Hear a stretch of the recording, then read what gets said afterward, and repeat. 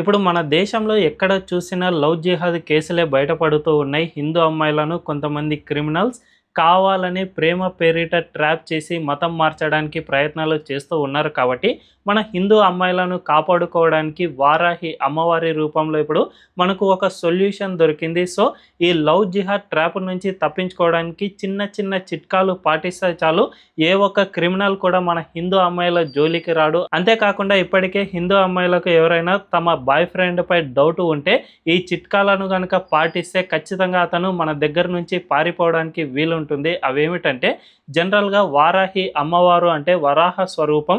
ఏ ఒక్క ముస్లింకు కూడా వరాహ స్వరూపం అనేది అస్సలు నచ్చదు. సో వాడు వెంటనే అది చూసిన వెంటనే పారిపోతాడు. కాబట్టి మీకు గనుక ఏదైనా డౌట్ ఉంటే చేతిపై వారాహి అమ్మవారి టాటూ వేయించుకోండి. అది చూసి కనుక అతను మన దగ్గరే ఉంటే ఖచ్చితంగా హిందూ అనే చెప్పుకోవచ్చు. ఒకవేళ మన దగ్గర నుంచి వెంటనే పారిపోతే అతను లవ్ జిహాద్ ట్రాప్ చేయడానికి వచ్చిన క్రిమినల్ అని మనం ఖచ్చితంగా గుర్తించాలి. ఒకవేళ టాటూ మీకు ఇష్టం లేకపోతే మెడలో వారాహి అమ్మవారి లాకెట్ ధరించండి. లేకపోతే మనకు సాధారణంగా అడవి పంది రూపంలో వాటి ఎముకలను తీసుకుని కొన్ని ఆర్నమెంట్స్ అవి తయారు చేస్తూ ఉంటారు. ఇవి గిరిజన సాంస్కృతిక కేంద్రాల్లో మనకు అవైలబుల్ ఉంటాయి. కాబట్టి వాటిని ధరించే ప్రయత్నం చేయండి. అది కూడా వీలు కాకుంటే మీ ఫోన్లో వాల్పేపర్ రూపంలో అమ్మవారి ఫోటోను పెట్టుకోండి. అంతేకాకుండా మీ బాయ్ ఫ్రెండ్ ఎవరైతే ఉంటాడో అతని ఫోన్లో కూడా అమ్మవారి స్వరూపాన్ని వాల్పేపర్ పెట్టుకోమని మీరు ప్రెజర్ చేయండి. ఒకవేళ అతను దానికి నిరాకరిస్తే ఖచ్చితంగా